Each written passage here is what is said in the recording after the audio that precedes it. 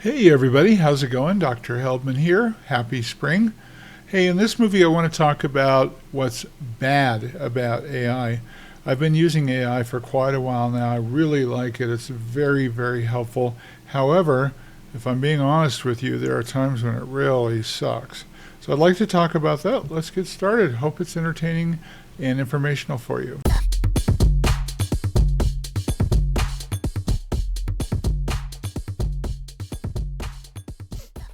So in front of you, you're looking, first of all, at ChatGPT. This is OpenAI. These were kind of the guys that introduced the large language model. Now, what is an LLM? Essentially, you can think of it as it is the corpus of all human communication, at least written, I'm sure audio and video as well, and any kind of textual information. So it's been assembled, compiled. The AI algorithms have been taught to look at it and determine things about it and find out, how it's structured. And then when we query it, we can get information a lot faster. And in these cases, it actually is a better search engine than like Google's old search engine. And in fact, all of the major companies are replacing their search engines with Google or with some other sort of AI. Let me show you what I'm talking about. So I use the Brave browser here, and when I want to type in a search query here, I could go look at Google, but if I say, when, for example, when did the Mickey Mouse character come about?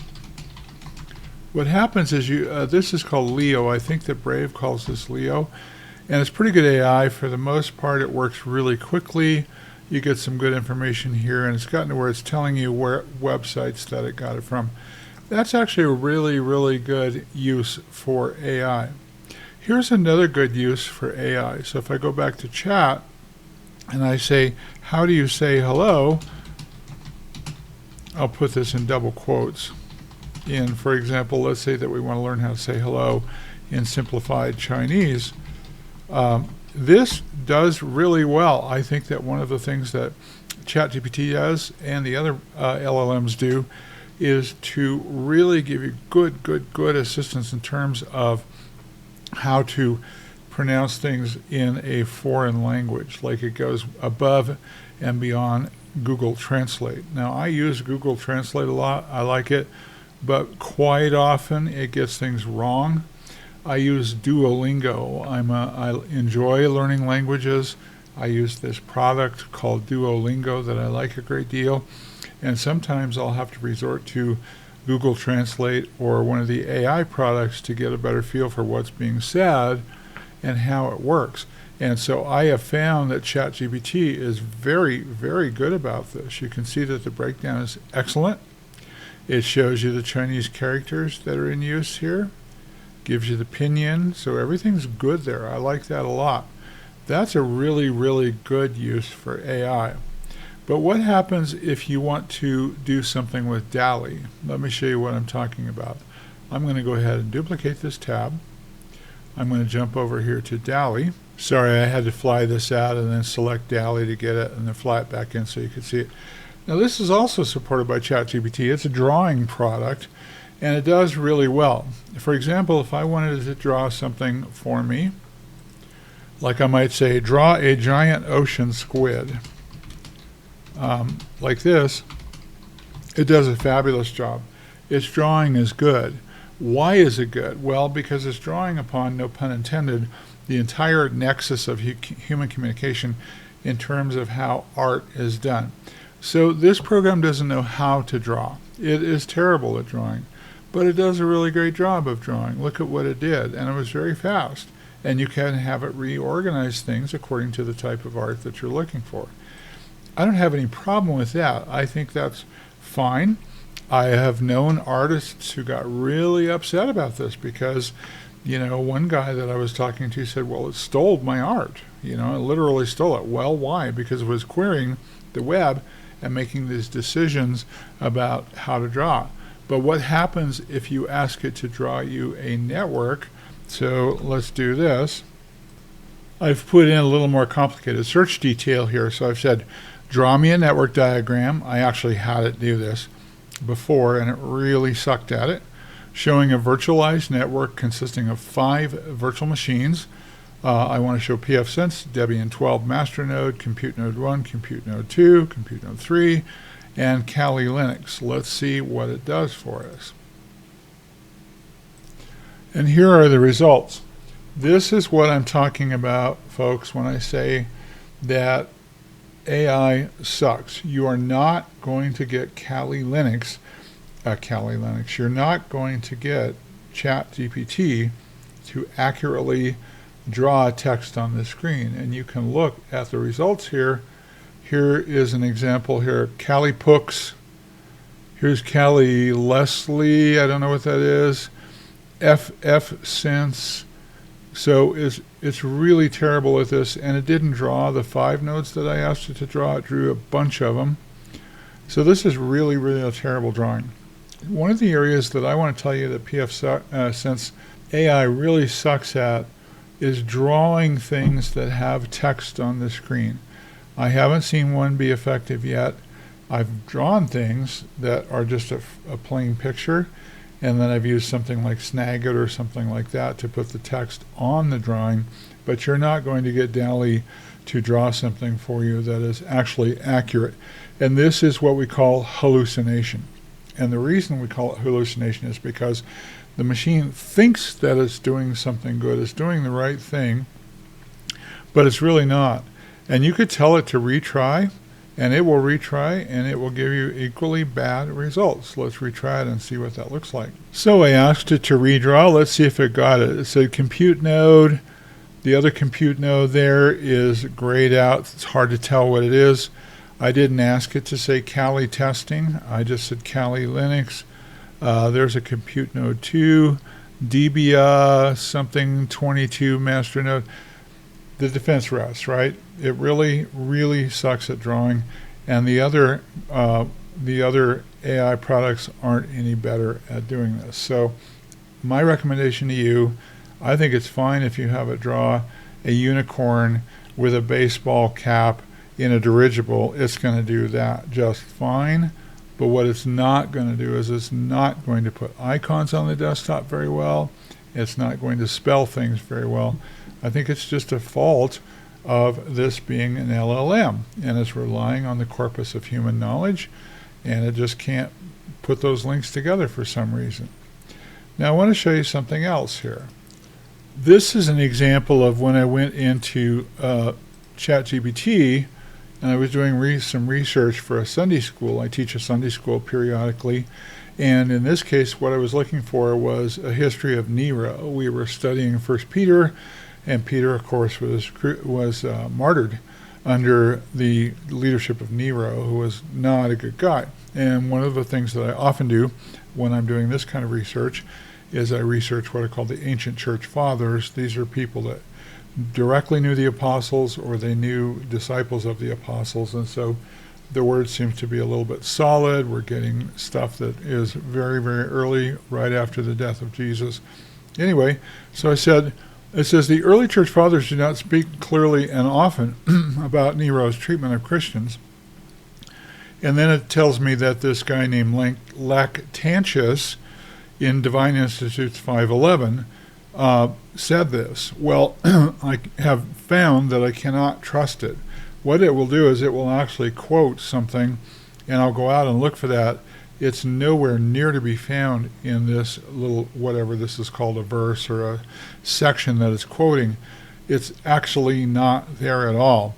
And if I do some digging with regular conventional search tools, I'll find it somewhere else. And so this has been very, very often that this happens. So I want to tell you, my counsel to you is, A, never have DALL-E do any drawings where it's going to put marks or any kind of text on the screen, especially if it's a lot of text, because it's just not going to do it right. And B, do not trust things that it's giving you. You want to make sure that you are following up and validating what it's saying, because it does hallucinate. And there are unfortunately so many people out there that are just taking and searching on this and calling it good. Oh, if AI says it, that must be the truth. And it absolutely may not be the truth. You just really, really need to determine in your heart that you're going to go the extra mile and do the extra searching and the extra research to make sure that what you're looking at is absolutely correct, because a lot of times it's not going to be. Now, there's one thing that I learned early on when I was using ChatGPT.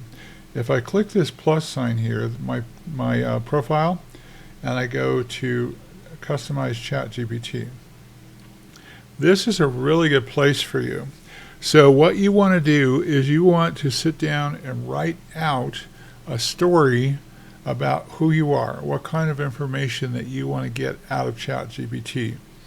You want to be very, very direct with it and tell it exactly what you're looking for. And I started this because I do a lot of biblical research. I love language. I do a lot of language research. I'm trying to learn a lot of languages. I really like being linguistic. And so I went in here very early on and put this information in here. I want to read it to you.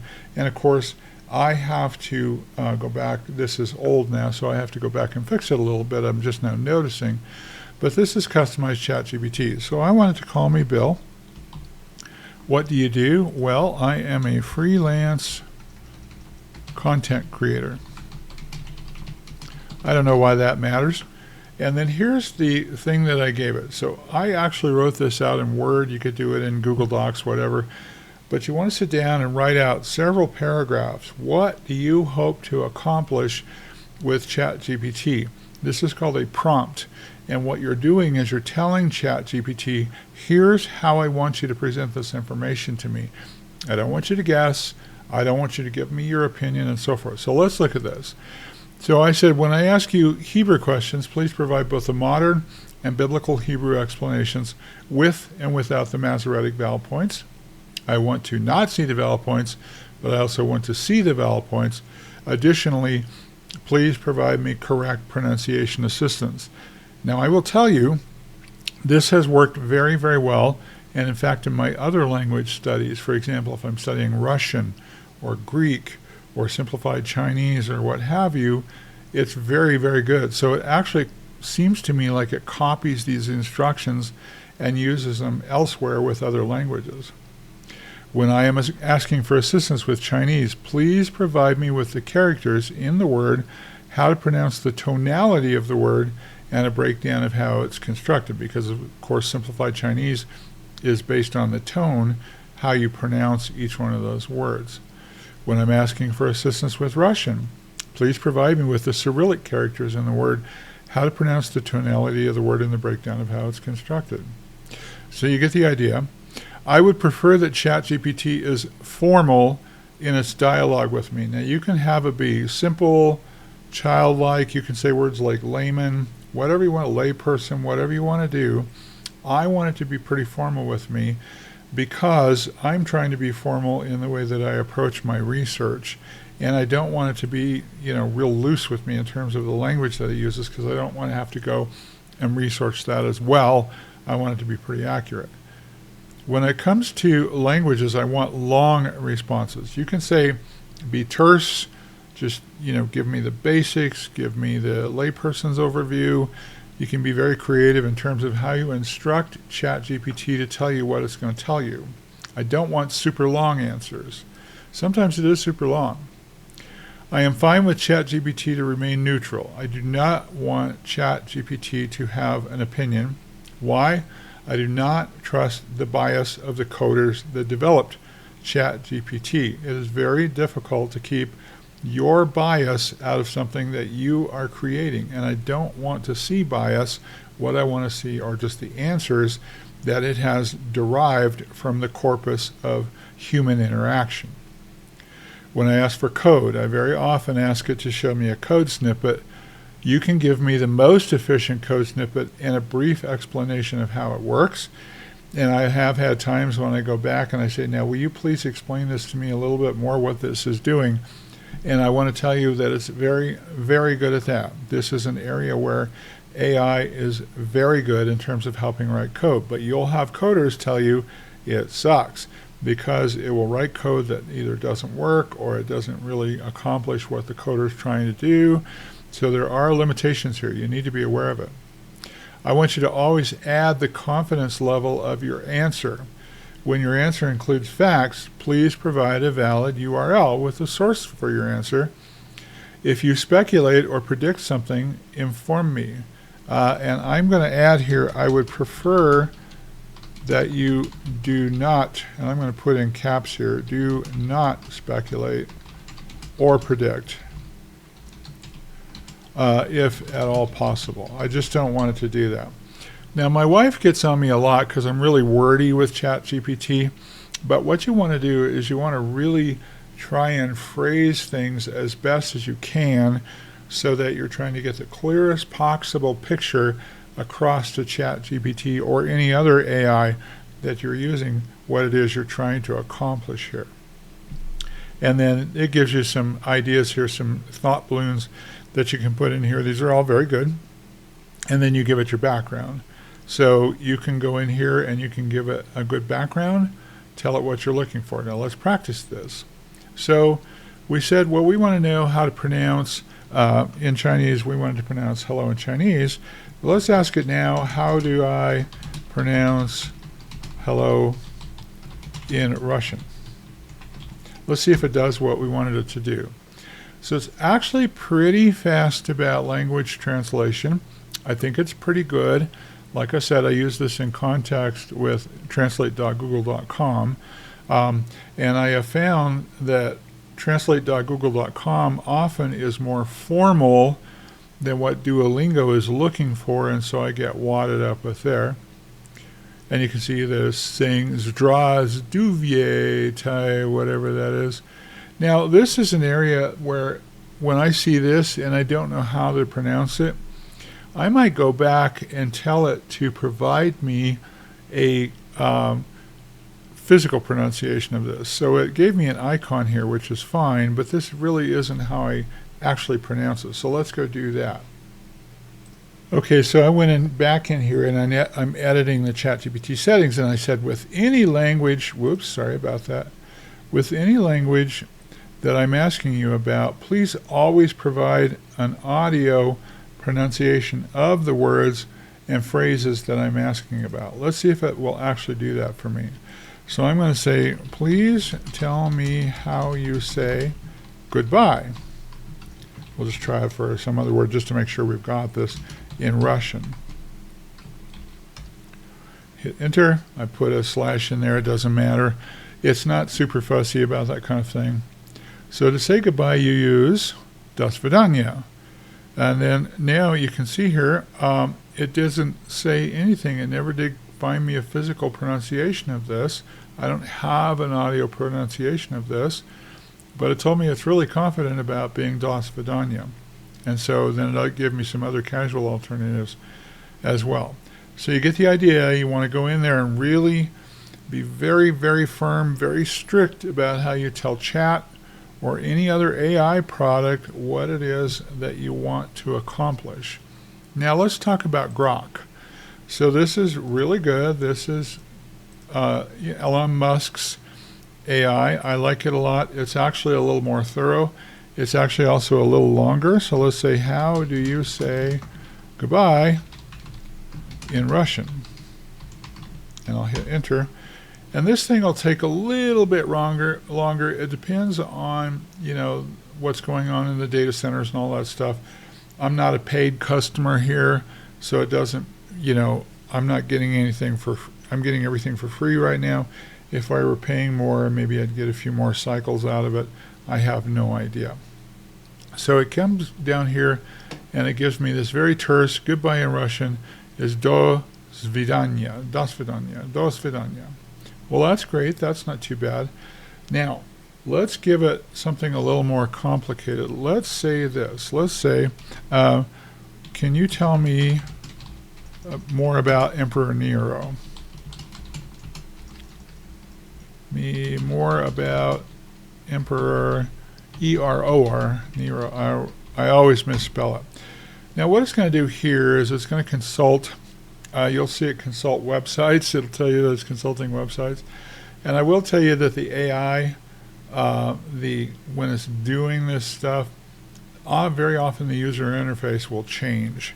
and it'll come up and look a little bit different. Now this is actually pretty fast, and it did really well. And there's a pretty good summary of this, and it's going on. Pretty terse stuff. I like this a lot. There's another one I want you to know about. It's called Grok with a K. So Elon Musk's Grok is called Grok with a K. There's another one called Grok with a Q. So let's put in Grok. G-R-O-Q. And I like this guy a lot as well. And the reason that I liked it is because it's incredibly fast. This is measured in terabits per second. It's super fast. So let's try this. I'm going to say, please provide me with a robust background with I could say history, but I'm going to get a lot. I'm just going to do a robust background of the Emperor Nero. And watch the clock now on this. Boom. And it is done. It's incredibly fast. It is way faster than Grok is going to be or something like that. Now, when they did that, they used to display this. There it is, the speed, 325.56 terabits per second. So this bad boy is going really quickly. And there's a lot of good information here that it created instantaneously. So what I've gotten into the habit of doing, I have a ChatGPT loaded. I use ChatGPT for DALL-E and for ChatGPT. There are some others. There's video creation stuff out there now and stuff like that. I use Grok, G-R-O-Q, which is Elon Musk's Grok. And I have found that sometimes when the languages are being interpreted, when I'm asking it a language question, one will be a little bit better than the other. So ChatGPT will do a better job than Grok sometimes, and vice versa. And I use GROQ when I want something really quick. I don't want to have to wait on the LLM that I'm using to go out and query the data center or whatever it is doing and getting all this information for me. I just want the information, and so I like GROQ as well. So long and short, I am really dubious that AI is going to take over the world. There's all of this talk everywhere in all of the circles. AI is terrible. We can't unplug it. It's going to wind up owning the world. And if you own an Amazon, or a Google box that you can talk to, an assistant, you're going to be questioning AI. How is this helpful? Because it gets stuff wrong quite a bit. The point that I'm making here is trust but verify. So, I would never ask DALL-E to do a drawing for me that is showing any text, because it's just going to suck at it. It's not going to do it well. It has never done it well. If I've asked it to draw characters with, say, flags or country names or something like that, it'll just absolutely hallucinate. It's terrible at it. I want to make sure that I have told Chat what the customization features are, like that. And then I do a stare and compare. I'm still here. I do a stare and compare on Grok, G-R-O-Q, G-R-O-K, and then Grok, G-R-O-Q.